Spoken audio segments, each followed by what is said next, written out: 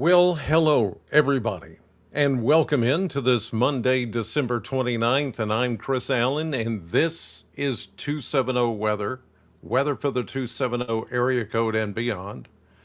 And as it says right there, no hype, just accurate. Well, as accurate as I try to be. But anyway, thank you for coming aboard this evening, and I hope that you've had a great Monday after the Christmas holiday and all of that. Let me make one adjustment here. Let's see. Boop, boop, boop. Hold on. Make another adjustment and a little adjustment to my audio so that I'm not blowing you guys out or having you go, oh, your voice is crackling or the mic is crackling. And I finally have the software in here that takes care of all that. So I hope that's much better. Okay, it's a Monday night, December 29th, and it's cold, as I said it would be. We didn't get any severe weather, as I said it would be. Not okay. So I'm not trying to brag. Okay, I'm trying to prove a point that in my last two podcasts, to avoid the hype and to quit listening and paying attention and sharing and liking and commenting on all those people that are what I call hype casters, the people that blow things out of proportion. They try to say it's not a forecast, and yet they put up all these maps. I've got an example of one this evening that I'm going to try to show you. And then I want you to stay, if you can, I want you to stay at the end of this podcast because I have something special that I want to share with you that I think most of my audience is going to appreciate, and you will want to be a part of what I'm going to show you. I'm pretty excited about it. I'm very jacked up about it, and I can't wait for what's coming in 2026, but it's something that you can be a part of with me. All right, just hang on. I'll get to it here in just a moment. Right now, let's get to the numbers for today. And there we go. We had a high of 48. Now, you may be thinking, wait a minute, it did not get to 48 today. Chris Allen, come on. 48? Are you crazy? Okay, so the 48 happened just after midnight. So it counts as the warmest temperature of the day. Officially, it's going to go in the record books as the high temperature. I know. Some of you barely made it out of the 20s and 30s today, but the official high temperature is 48. Again, it happened after midnight. 29 degrees warmer than the no, that's not right. 20, it should be. I forgot to change that part. That's from yesterday. It should be just 1 degree warmer than the normal of 47. Yeah. And the low was 28. So just disregard that 29 degrees warmer than normal. And yes, you're right, Shirley, the wind made it colder. Yes. But you could say the high temperature for today was actually 29, maybe 30 this afternoon, but 48 was the official high very early on. All right, let's take a look at what's happening right now. Oh, that's not what I wanted. Let's go back to this. And here we go. And that's not what in the world is going on here? Okay. Let me get this right. I thought I had everything set up. I did do a reset on my computer, so that's probably what's going on. I had to do a reset because my camera was kind of jacked up and it was just, anyway, you have to do that. You have to do that every once in a while to keep, keep the cash clean. And I don't mean like $5 bills and 20s. That's a different kind of cash and it's spelled differently. I'm talking about the cache in your computer. You have to purge it out and clean it out every once in a while. So that's what I did. So some of this stuff that I thought I had automatically set up, I've got to go in and redo. So you get it now? Okay. Here's a look at radar. Now, some of you have had some flyby flurries today. This has not been a big deal. Anywhere in Kentucky, it's not been that big of a deal. Here's a look at the composite radar, and you can see pretty much in the upper flow, we still have these little flurries that show up here and there, mainly over the eastern part of the state and the higher elevations where there could be in a few spots, maybe a little dusting. We go over to Pikeville. Let's see what it looks like in Pikeville. The webcam. Oh, come on. The stream is up. Retry. Oh, come on. Come on, Ryan. Ryan Hall, y'all. He needs to fix his camera. Billy, anyway. Let's go to Litchfield because you've had some flurries. Here is the current camera. What is with all the cameras? They must be, okay, failed. Status will retry. Retrying. No. So the cameras must be doing something to, they got, because all of them are having the issue. So anyway, what I was going to show you is some of the webcams probably have picked up on some of the snow flurries, but these have not been a big deal. There's not been accumulation. There's not been any travel issues with anybody. This is all just kind of what we call in the upper flow. The upper winds coming out of the northwest, and everything is just kind of passing through because the low pressure system, the big low pressure system, is now way up. Let's see if I can find it for you. Turn it on here. Because then once you see this, you'll get to understand exactly how all this is working. So it hasn't shown up yet. It may take a moment to draw it on here, but I'll draw it manually. The low pressure system is right now right about Ottawa, Canada, right there. And everything is circulating around it.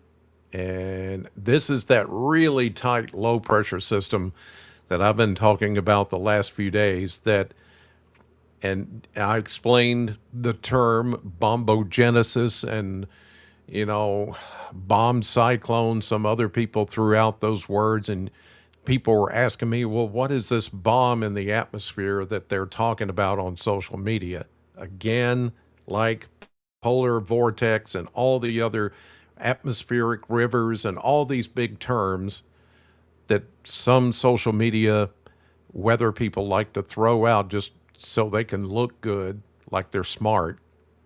Really, it's stupid. You need to just keep things simple. All it is a very tightly wound, very deep low pressure system, and the bomb cyclone is just a term, or bombogenesis is a term that we give those kind of low pressure systems that drop 24 millibars within 24 hours. In other words, it's a pretty strong low, and it's gotten stronger as it's gone off to the north and east away from us. But here, back at home, all it means is that upper flow is just throwing down some light snow flurries. Really, the dew points near the surface where we are, where we live, are dry enough now to where the flurries, the little snowflakes may come down, but then they just kind of, because of the dry air, they just evaporate. So I'm not looking for anything to be developing as far as something on the roads or any kind of problems or anything like that. So let's just not worry about that. I don't think we'll have any issues on roads in the morning or late night, any of that. I just don't think that's going to be an issue. But some of you have seen a few flurries, and some of you will see a few more flurries as we head into the overnight hours. All right, let's move on. And here's a look at Kentucky mesonet temperatures, and it's cold. It is really, really cold. But you got to remember, folks, that yesterday we had a record high temperature of 76 degrees, breaking the old record for December 28th, which was 72 degrees, set back in 2015 and again in 2021. So, yes, we did take like a 40, 45 to almost 50-degree drop in temperature. And then when you factor in the wind chills, which have just been bitter today, in the single digits and teens in some cases, it feels like it probably fell a good 50 to 60 degrees. But yes, we took a tumble, but remember, we were way above normal, way out of range from where we're supposed to be. Where are we supposed to be? 47. That's our normal high temperature. We were 76 yesterday. So, yes, when this kind of big drop in temperature happens, you're going to think that we've gone from one extreme to the other. And I know it kind of looks that way, kind of feels that way, but really this is just kind of the environment hitting the reset button, going, okay, let's put things back to where they're supposed to be.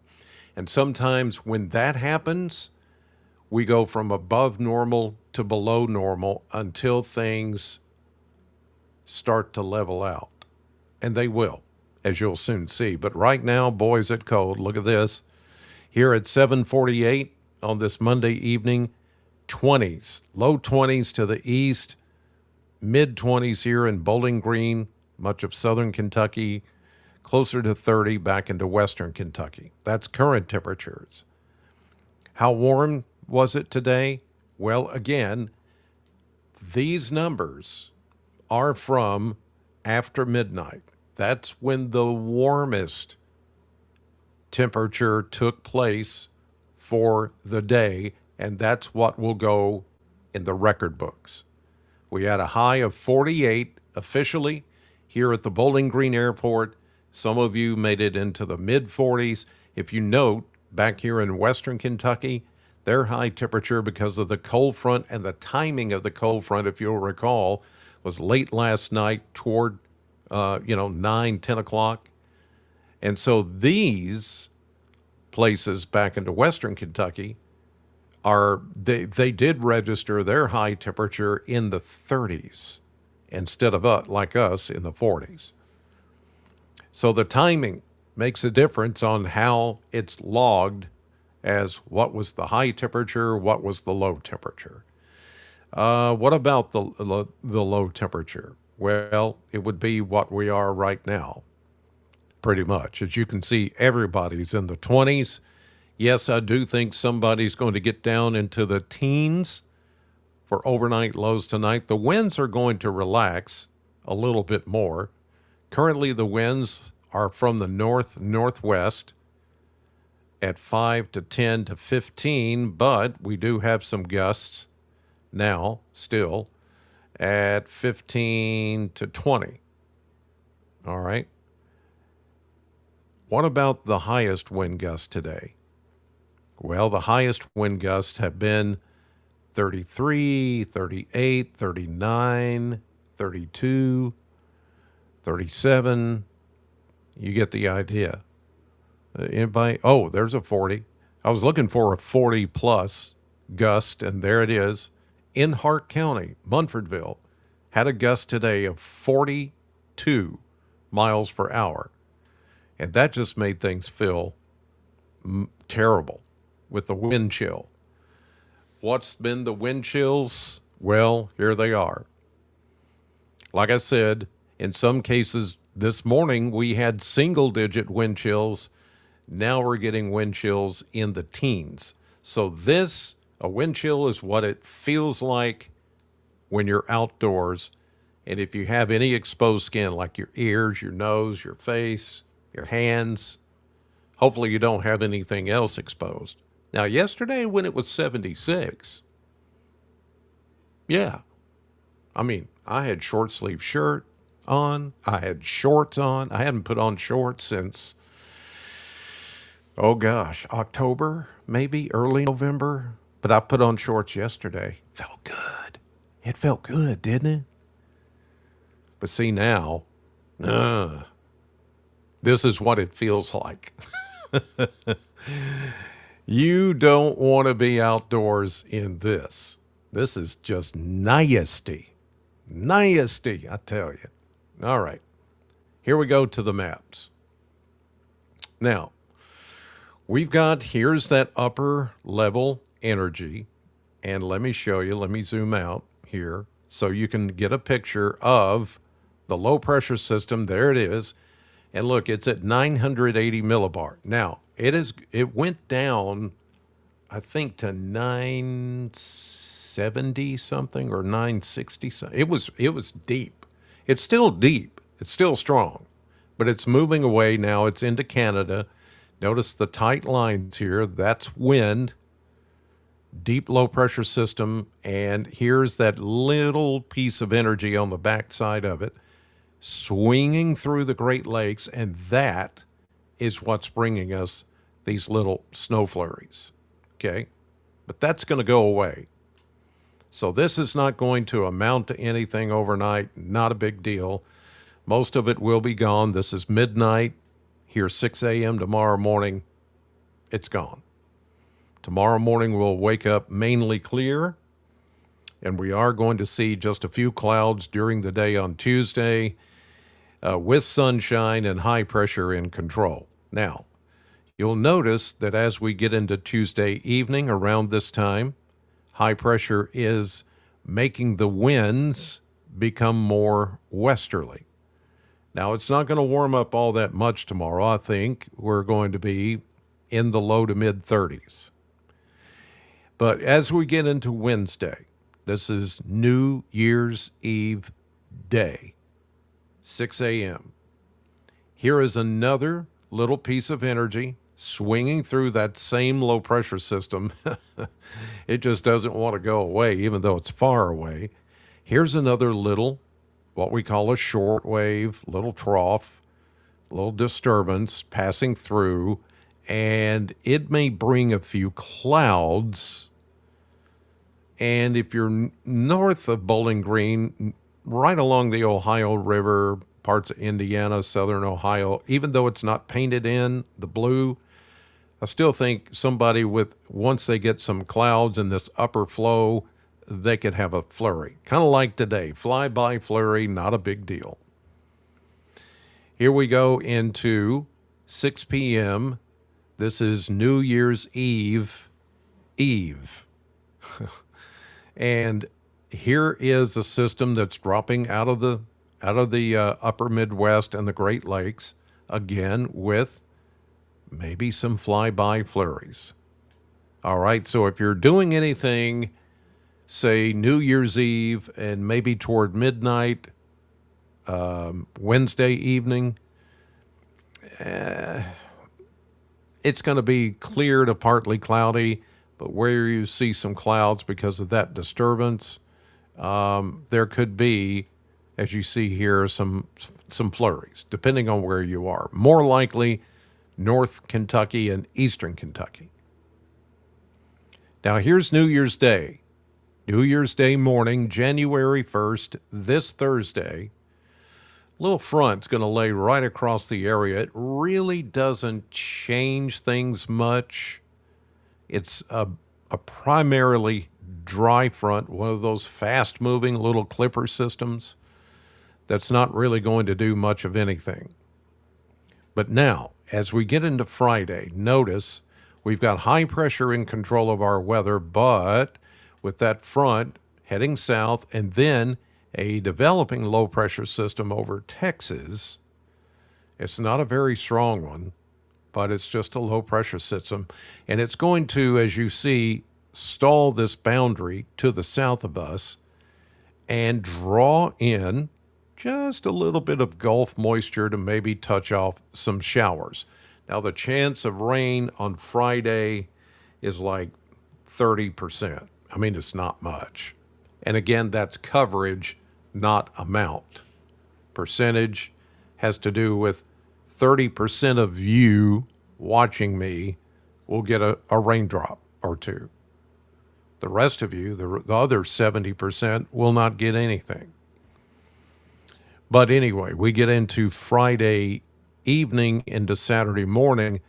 That kind of a more southern stream system is right now looking like it's going to travel from Texas through the Arklatex into Mississippi and then into Alabama.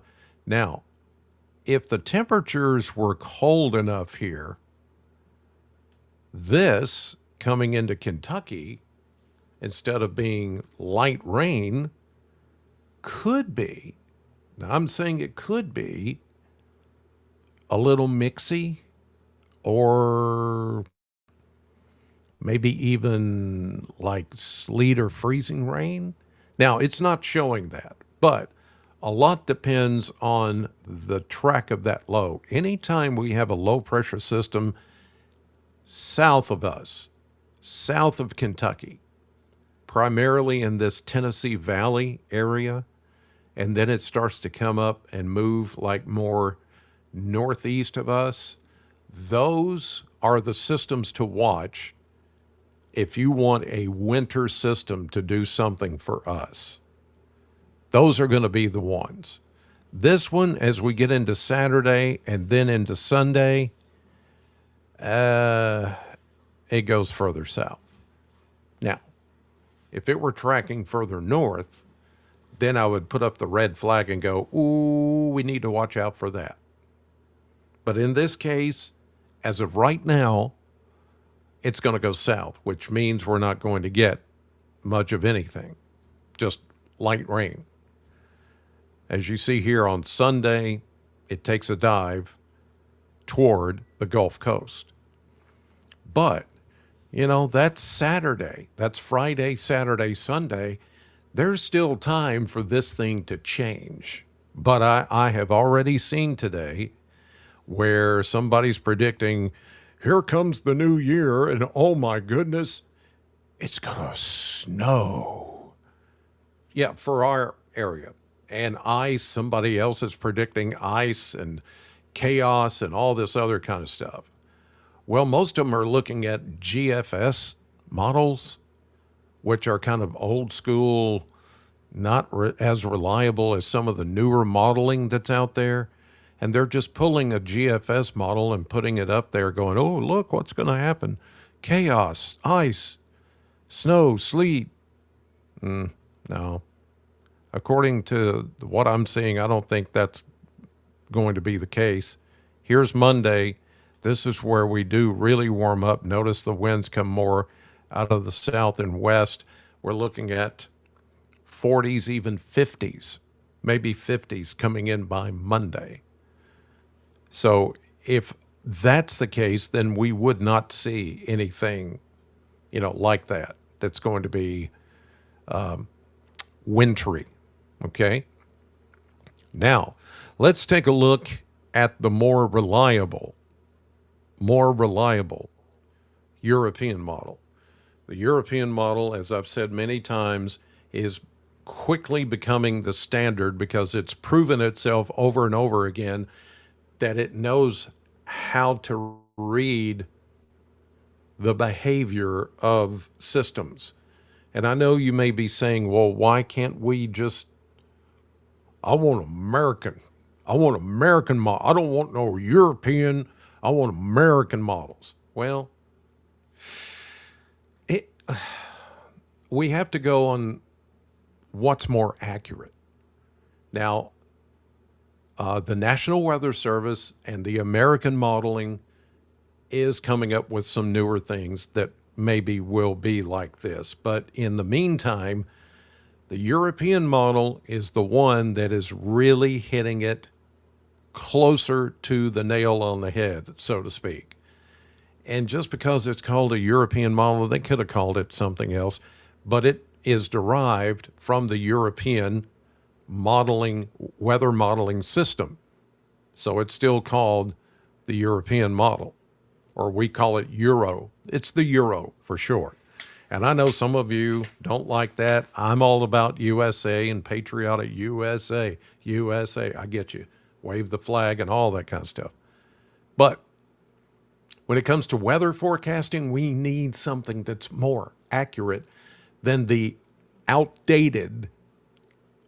current outdated modeling that we have here that comes from the United States.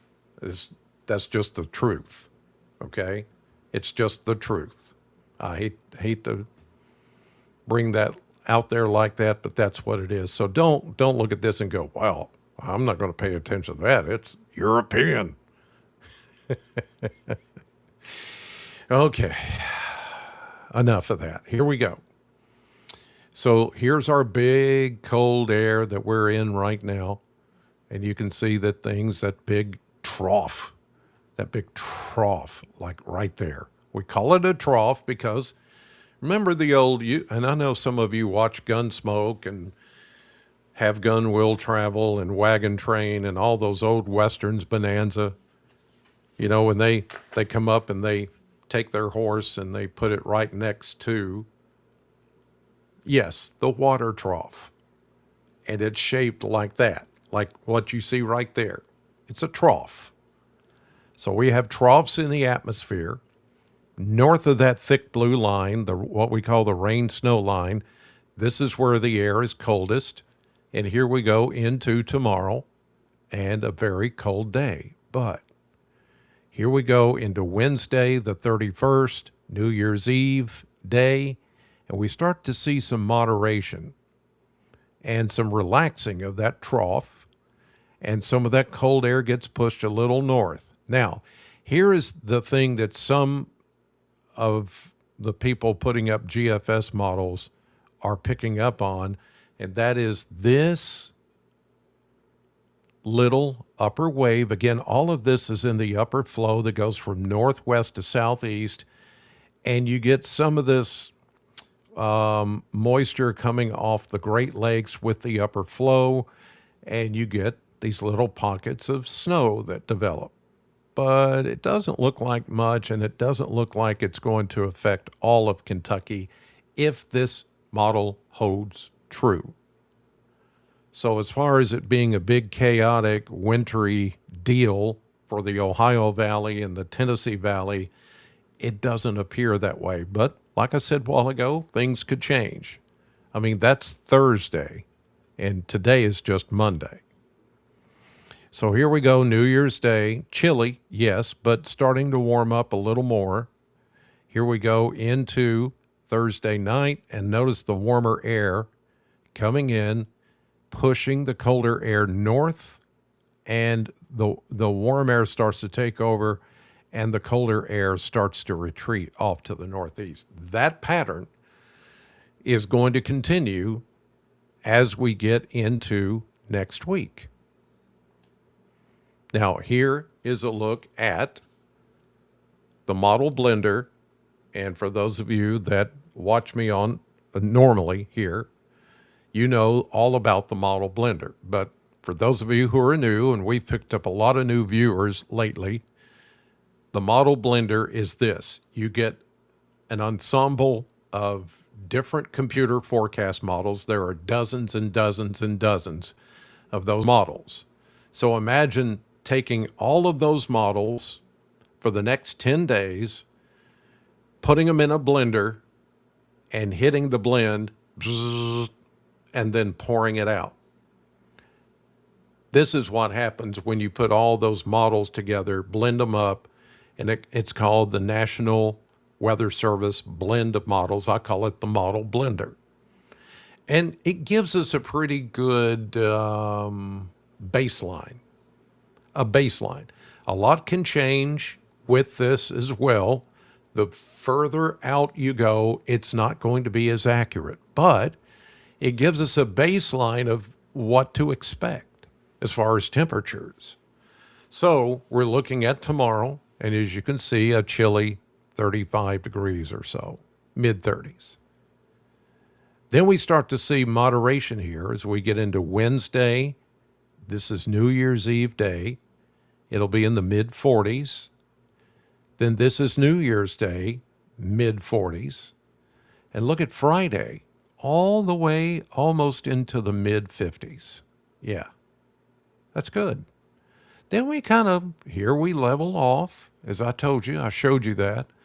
We warm up, then we kind of level off. And this 48, and this 46, and these mid 40s out here, that's where we're supposed to be for a high temperature this time of year. So what I see when I look at these sticks, I call them sticks, these little columns here, when I look across this over the next 10 days, I see things trying to balance out. Finally, from what I explained at the beginning here of the podcast of going from an extremely warm temperature, record-breaking mid-70s, all the way down into the 20s and 30s, things are now going to go like this. And they start to level out. And you can see that. So I'm not seeing any extremes either up or down. For the next 7 to 10 days, things are going to balance out pretty well. So there you go. Nothing really to worry about. Nothing that raises a red flag. It's going to be pretty normal weather. Okay? All right. Let me do this real quick because the thing that I said I was going to show you at the end here of the podcast that I wanted you to stay tuned for because I think it's going to blow you away.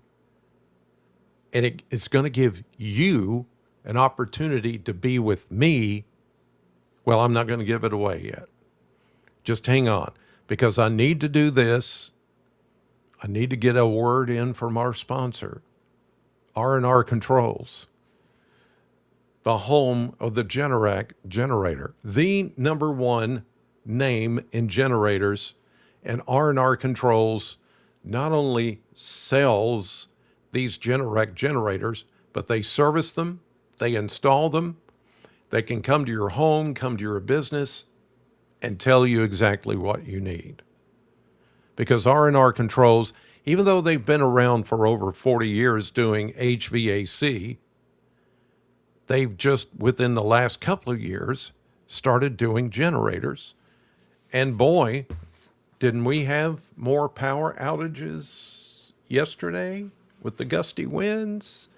I do believe so. I heard, the Pennyrile Electric had like a couple of thousand people without power. And there were some other places too close by. I can't remember exactly. But there were some other places that had power outages yesterday because of the really gusty winds, which we said would happen even though we didn't get severe weather. Some people were without power. Well, just think about if you had one of these and the power goes off from your electric company because of a line down or a transformer out or something like that. And 5 seconds or so later, after everything goes dark, a few seconds later, this kicks in automatically. You don't have to fire it up like your lawnmower. You don't have to pull up. Not that kind of a generator. This thing is built into your home, built into your business, and it's wired so that a few seconds after your power goes off, this goes on and you're back on. And I mean everything. Computers, refrigerators, freezers, ovens, TVs, lights, the whole deal. That's how good these things are.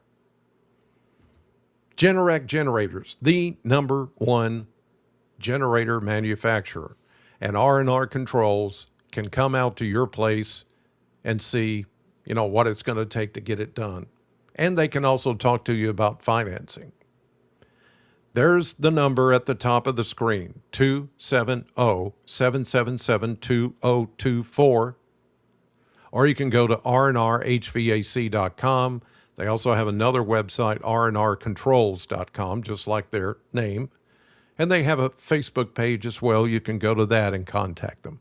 Or call 270-777-2024, because with R&R Controls, you'll never be without. All right.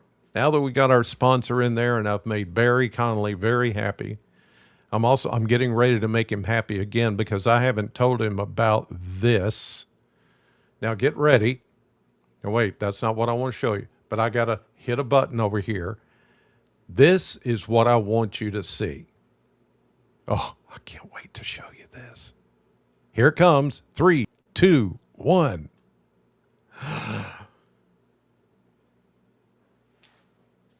Oh. Ladies and gentlemen, I have wished for this for more than 10 years. With my good friends at Holiday Vacations, the same people that we just took a trip to Alaska with. You see it? You see it? Oh my goodness. Route 66. Oh, that's a bucket list. That's a bucket list trip. And it's coming in October. Yes. 10 days. You get to be with me and my wife, Sheila, and probably 30 or 40 other viewers of WNKY News 40. And we're all going to hop on a plane. We're going to fly to Oklahoma City, and we're going to get on Route 66 on a charter bus, and we're going to go from Oklahoma City to Las Vegas. Vegas, baby. And then we're going to fly back home after 10 days of looking at stuff like this. That's Cadillac Ranch. And yes, we're going to get on the old 66. Abandoned gas stations and houses and hotels and motels and, oh my gosh, antique stores and just, we're going to go to Hoover Dam and we're going to take the dam tour. Like Chevy Chase said, we're going to take the dam tour at Hoover Dam. We're not going to fall off Hoover Dam like he did, but this is just, I am so tickled with this. And let me put this thing into motion because it stopped. Look at that. Look at that. There's Hoover Dam. Damn, look at Hoover Dam. There's Vegas. There's the old 66. There's Cadillac Ranch. So this just, look. Okay, let me show you. Let me show you.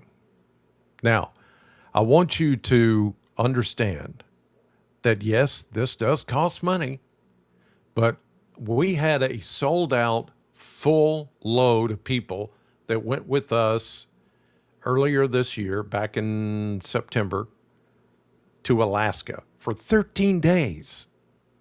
And it was a lot more expensive than this. But look at this. You get your kicks on Route 66. We're going to go to Gallup. We're going to go to the Petrified National Forest, and you get to see the southern tip of the Grand Canyon. We're going to go through the Big Texan Steak Ranch. Oh, that's where you can eat the largest, who can eat the largest steak. And you get your name and picture on the wall and all that. There again is Hoover Dam. I mean, these are just some of the places. Look at this. Isn't that cool? Whoa, look at that. This is the video. Welcome, and thank you for joining us today You for a can watch the preview whole of Holiday video. Vacation's wonderful Route 66 tour. Yeah, it's long, but I'm not going to show you the whole thing. But here's me like talking about it. Hello, I'm Chris Allen, and I cannot wait to travel with you down Route 66. Take a few minutes and watch the presentation above and learn more about this fantastic tour.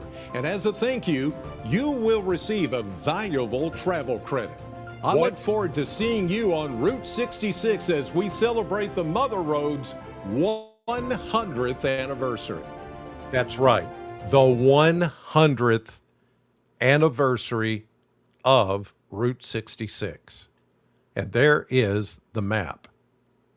Fly into Oklahoma City, stay in Amarillo, go to Albuquerque, then into Winslow, Arizona. Can anybody tell me, standing on a corner in Winslow, Arizona, oh my Lord, it's a flatbed Ford.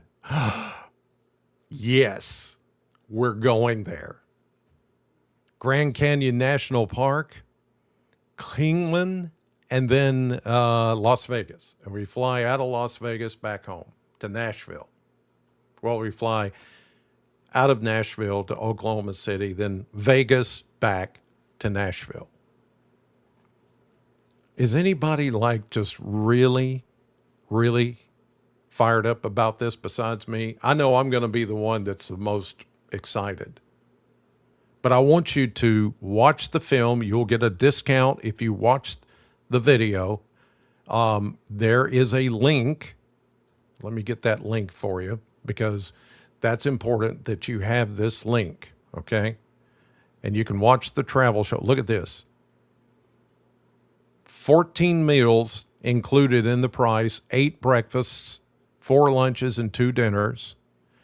Your hotels and your flights, flight tickets, and the charter bus we're going to take on 66. Airfare included, 10 days. 10 days worth. Okay? I'm going to put a link in this, at the end of this video, in the comment section.